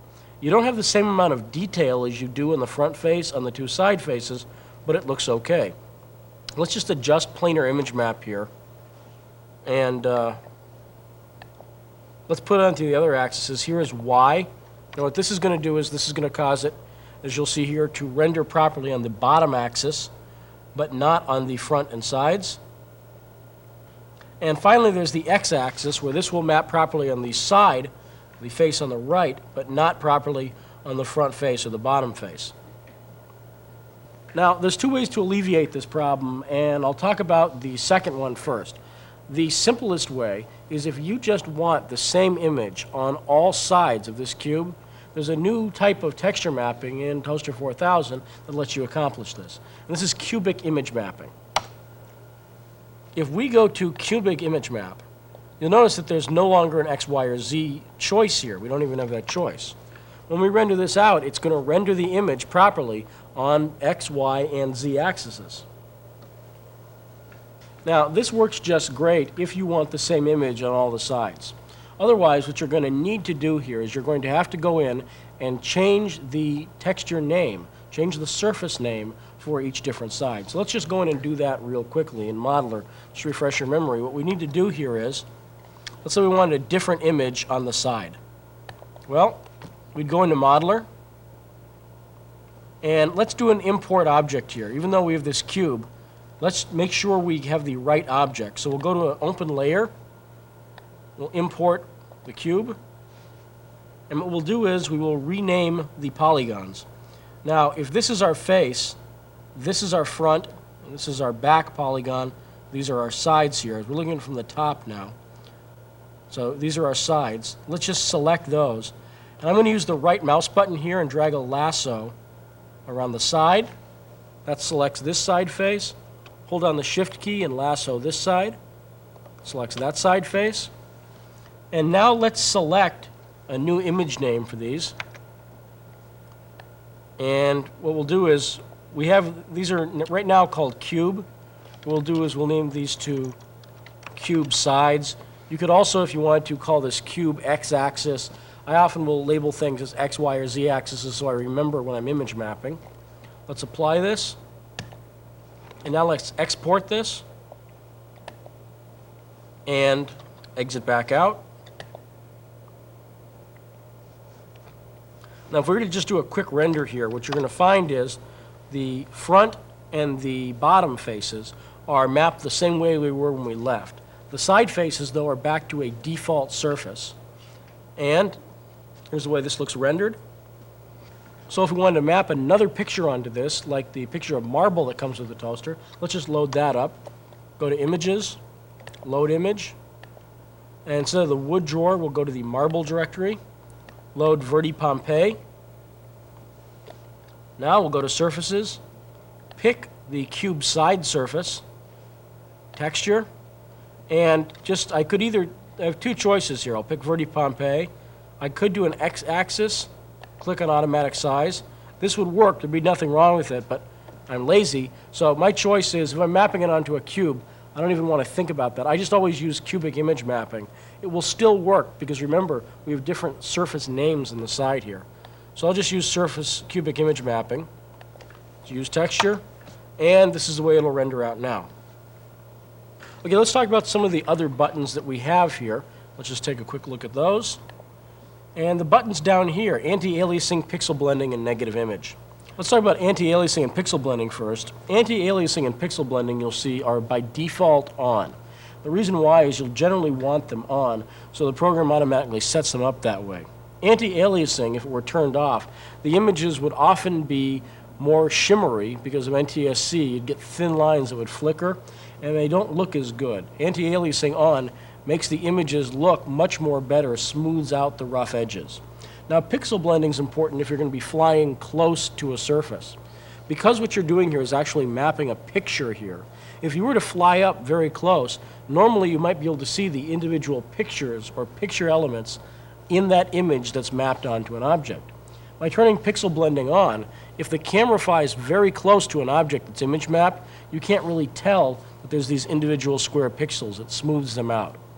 Now, negative image makes basically a photo negative of the image that you're using.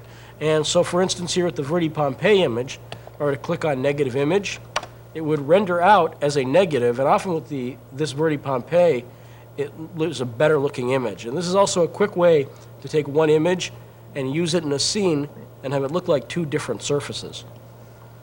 Right, now let's quickly talk about the other two types of major image mapping, which are cylindrical or spherical.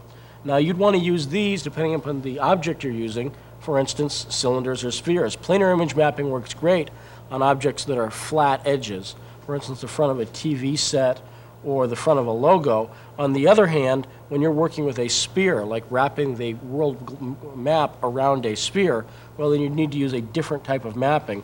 Otherwise, it would basically put the image flat onto the object and it wouldn't work at all. So the first thing we want to talk about is cylindrical image mapping. Let's just clear our scene out here and load up an object that will work with that. And I'm going to the food directory, and I want to load up the pop can object. And let's just load up an image to wrap around that. And I'm going to hit load image, and what I'm going to do is I'm going to load up a frame store. You can load frame stores as images as well. To get these, you need to go to a different drawer, though. So let's click on Path, and I will clear out everything past the colon. VT1 colon is the name of my hard drive. So I'll type in VT1 frame store. Your hard drive might be named differently, but this will bring up your frame store directory. And I'll click on VT4000. And this will load the frame store. And again, you can use frame stores just the same way you'd use images. Okay, now that we've got this frame store loaded, let's go to Surfaces, and we will find the can label. Now remember, with planar image mapping, you can think of an imaginary line that runs through the surface. So if we map it on the front face, you can imagine it going through the z-axis. Now, with cylindrical image mapping, you can imagine that when you're wrapping it around the surface, you're wrapping it around the axis. So if your object, your cylinder, loads in this way, when you wrap the image around it, think of it as you're wrapping it around the y-axis. And if you look at the way the pop can loads in, it loads in standing straight up. So we're going to want to map this around the y-axis. Now, if our cylinder came in tilted towards you, in other words, like a tube that was coming towards you, a can of soda leaning forward towards the camera, then you'd want to wrap it around this axis, which again is the z-axis. If it came in tilted on its side, then you'd want to map it around the x-axis. So generally on cylinders like this, you map it around the y, because for cans and that sort of thing, they generally come in standing straight up, but it can change depending upon what kind of object you're working with. In this case, it's pretty straightforward. We go to Surfaces, Can Label, Texture, Cylindrical Image Map, around the y-axis, that's what's set already. We will choose the label here, in this case the Toaster 4000 logo, and let's do an automatic sizing to set our center and size values properly. And let's render this out to see the way the pop can looks with the Toaster 4000 label. Now the image you're seeing here was rendered at medium resolution. You notice we didn't change the resolution. No anti-aliasing, that's why there's still some jaggies. But again, this is the good use for cylindrical image mapping. Finally, let's talk about spherical image mapping. And to do that, we're going to need a sphere. So we will just go quickly back into Modeler here. And let's go to a clean layer and drag out a ball shape. And let's just set it up with numeric. It'll be a little quicker. We want to use a globe. We'll leave sides and segments where they are. Center 0, 0, 0, and then the radii 50, 50, and 50. And we will hit the return key to make this. Here's our sphere. And now let's save this as sphere. Exit out and clear out the scene and just load that up. Okay, so the sphere is now loaded up. Now I'll just load up the same frame store that we had before. Going to load image and just picking the VT4000 logo again. And now we've got the sphere and the logo. Let's find out how we would wrap that image around this. Again, it's very straightforward. In fact, this is the simplest type of mapping, aside from cubic mapping as far as I'm concerned. What you'd want to do is, we will go to our surface here. We will use spherical. Pick the thing that we want to use, and then we'll just leave it on Y. You don't even necessarily have to automatically size here, although you might want to change the center. It never hurts to hit it. The important thing here about spherical mapping is that you generally always use Y, and you don't really have to set a texture size. In fact, you'll notice there's no texture size button. So let's just hit this and see how it renders. Now, if you take a look at the program monitor, you'll be able to see here that this has rendered out around the sphere. You'll also see that we didn't have smoothing on for the sphere, which would have helped a little bit. But again, you do get the idea. It has wrapped the image around the sphere. There's one other type of image mapping we can talk about real briefly. It's a very special use image map. And what that is front projection mapping. And if we go to the textures menu here, you'll see that front projection mapping gives you very, very few actual controls. You have texture center, texture fall off, negative image, and that's it. And the reason is front projection mapping, again, it's not something that comes up a lot in day-to-day use.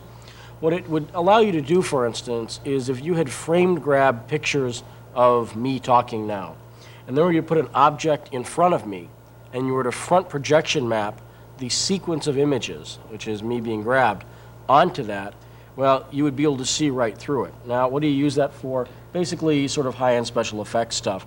It's used for creating masks or stencils when you're trying to create scenes.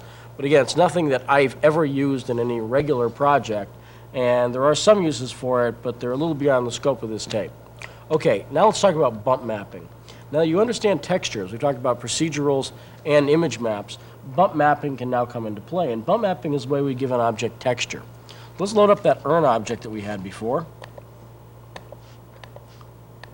And let's start to affect that a little bit. Again, tutorials, urn.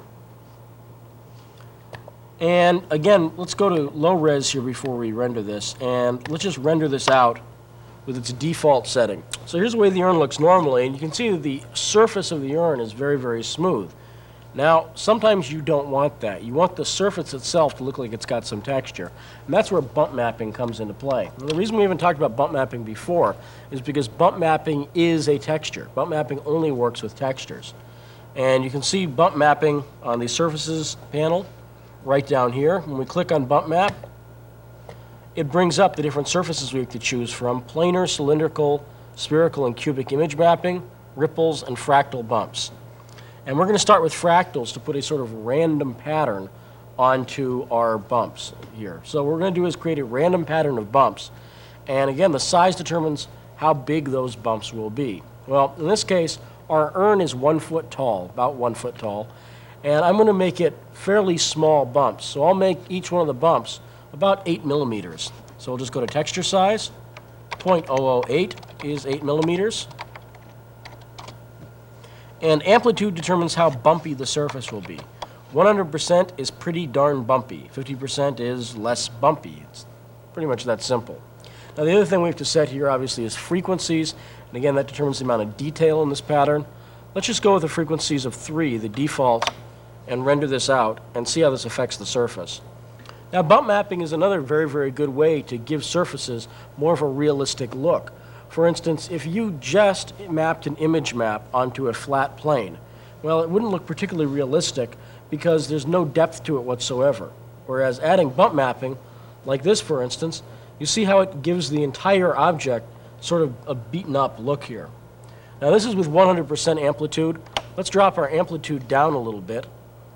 Let's go to 40%. Again, you can see here as it renders down, we're just less bumpy. Now, obviously, changing the amount of detail, changing the frequencies would increase render time, whereas decreasing the frequencies would speed up render time, but it would also give you less detail in the pattern. Now, this is the way it works with fractals, and it works the same way with ripples or with any of your image maps. So you could take an image and use the image map to determine the bump map pattern. And this can be handy, for instance, when you're trying to do embossed letters. And I can show you a real quick example of that here. Let me just load up the image from the workstations directory.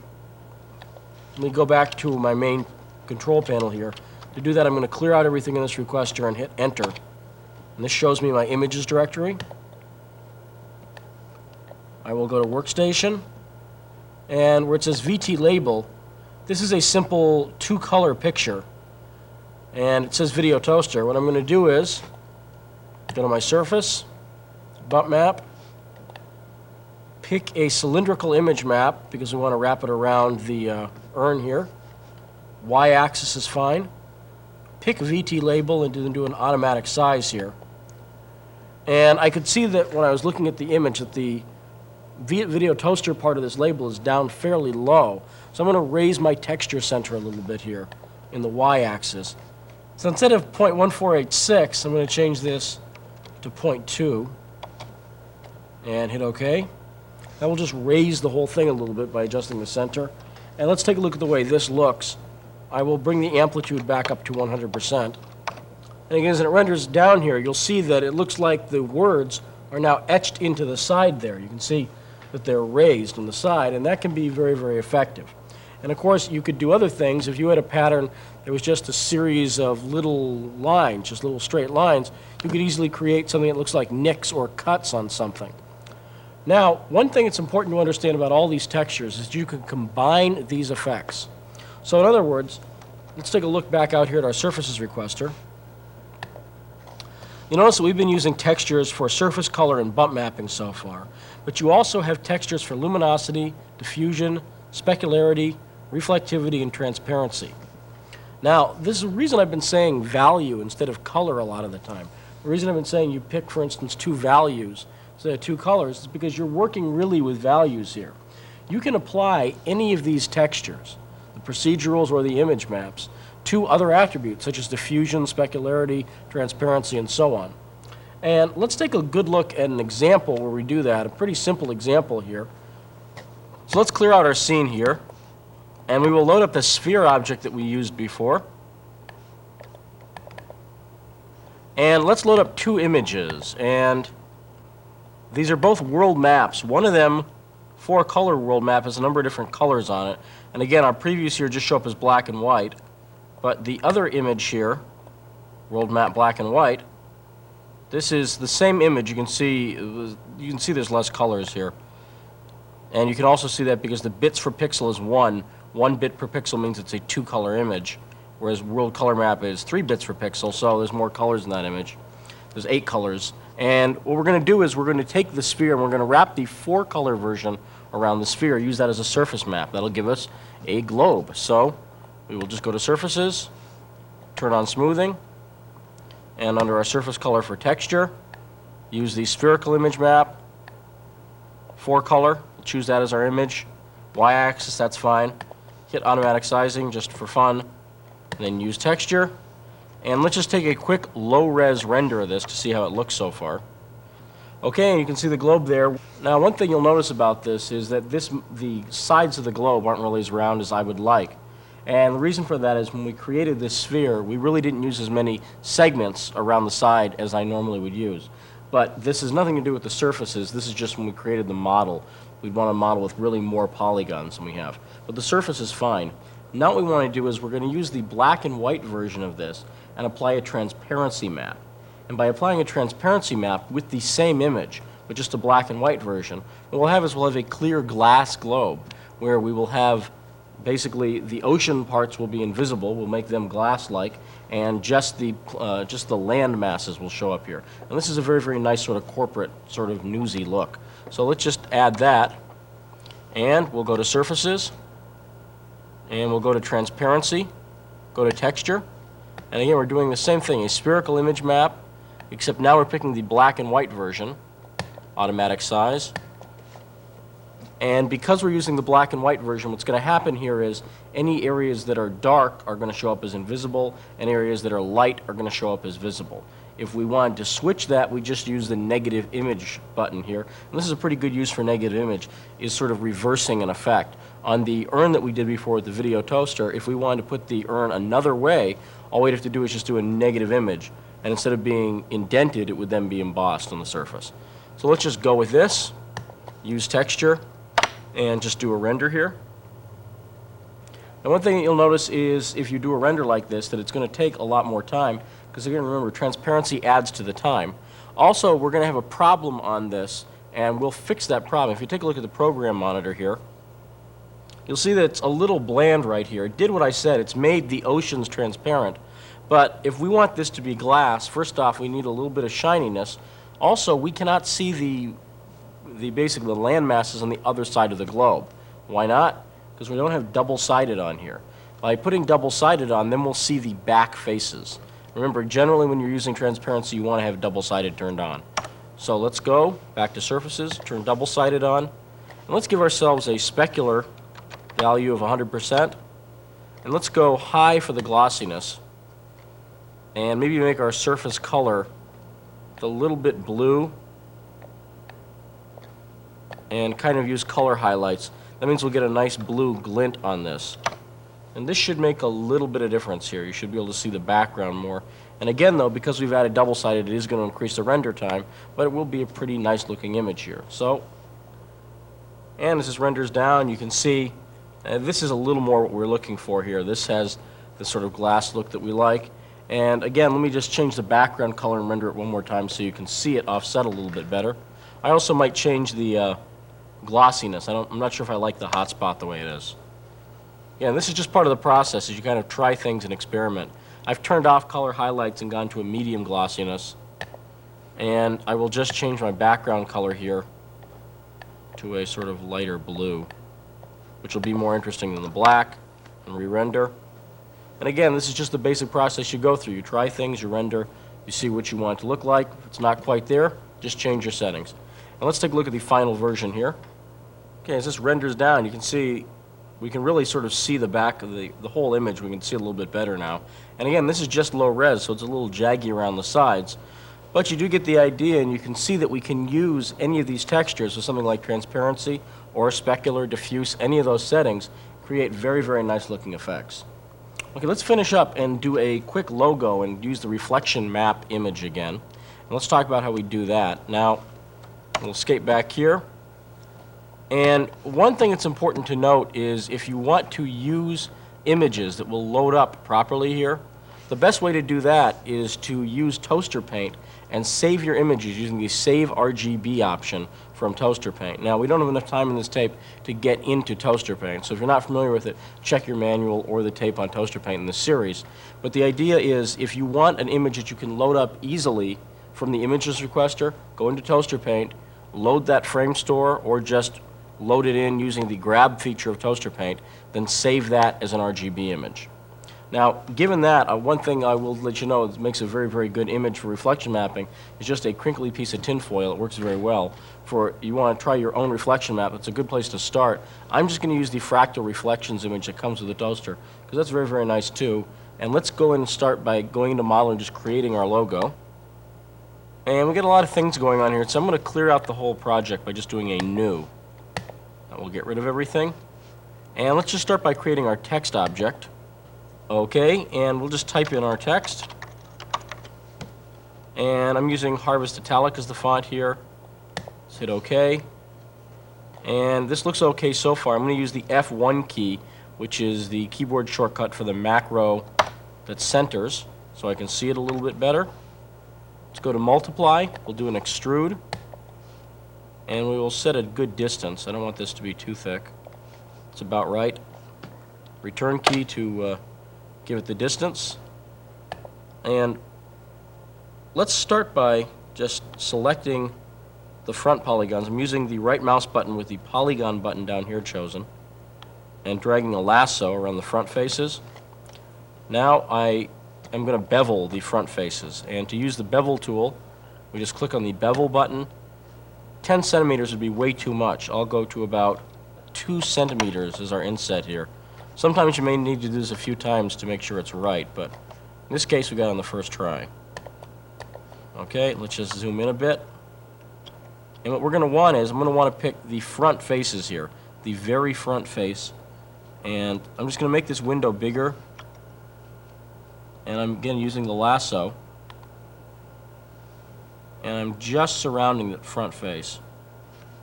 None of the bevel got in here, just the fronts. Now I'm going to hold down the Shift key.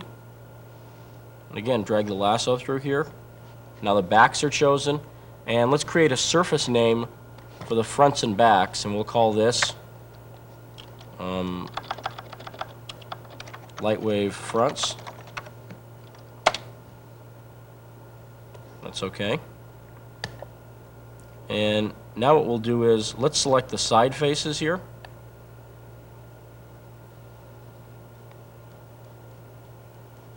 And I think that should be about all the side faces. I'm just continuing to drag over here to make sure we're not missing any. Couple more in there. That looks like it's about it, okay?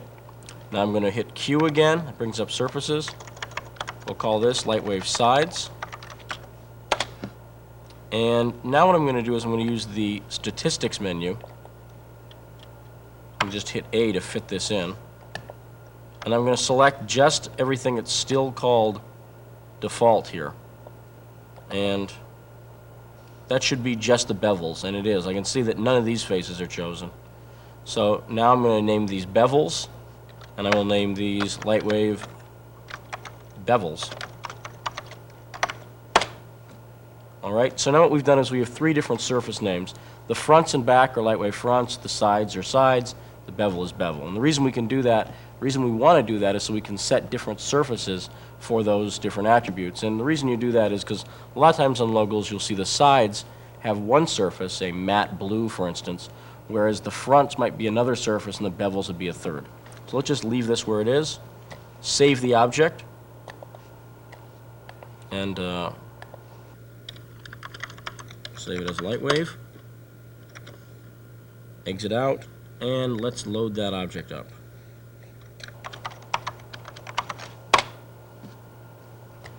All right, here we go. Now we're also going to load up an image here, and we will load up the fractal reflections image. And let's just set our surface attributes here, and we'll start by setting it for just the sides. Now what we want to do here is create a reflective metal look. So the idea here would be to set our diffuse and specular down to 0, set our reflection up to 100%. So diffuse down to 0, specular is already there. Reflection, 100%. And now we want to select that fractal reflections image to use as a reflection map. And then we could also set our surface color here, let's say to a sort of goldish color, and then turn on color highlights. And by turning on color highlights, what's going to happen is our reflective surface will take on the surface color we've chosen. Now there's a quick way to do just what we did here, and that's by loading up one of the surfaces that already comes with the toaster. For instance, the gold surface. If we load up the gold surface here, you'll notice that it's basically the same as what we chose here. No diffuse, no specular, 100% reflective of fractal reflections, a color chosen here, and color highlights. There's also the brass and there's actually copper and silver that work real well too. Now you notice that smoothing is on. We want smoothing on for the sides, so I'm fine with that. Let's go to our surface for the bevels. Let's load the surface called silver for that. And on the fronts, let's reload the gold surface. Okay. Now, let's go and just take a quick render of this. And we'll move this towards the camera. Keyframe it in position. Bring our camera to low res. And just hit F9 to do a quick render here. And you're going to see the problem immediately on the front faces. And this is a problem that's pretty easy to avoid, but I see it a lot on logos. And this is something that happens kind of bad with reflection mapping. If you'll notice, if we take a look at our object here, you notice the way the front faces look. They don't look good. And the problem is that smoothing is on, whereas those faces are flat. And we can make these look a lot better just by going in and turning off smoothing for any faces, like the front and back faces, that should be just not smooth. Those are flat faces. There's no reason to have smoothing on there. We're not trying to smooth out a curve at all. So we will go to Surfaces, pick Fronts, turn smoothing off, and just watch the difference here as it renders down. It's going to look 1,000 times better. And this is a little rendering problem that you can get into if you have a flat face with smoothing turned on. So be careful of that when you're using reflective metals. And here's the way it looks now. Those front faces look much better. And the side faces look just so-so here. One of the problems is that we're just in low res. And let's just show you how this would look at medium resolution.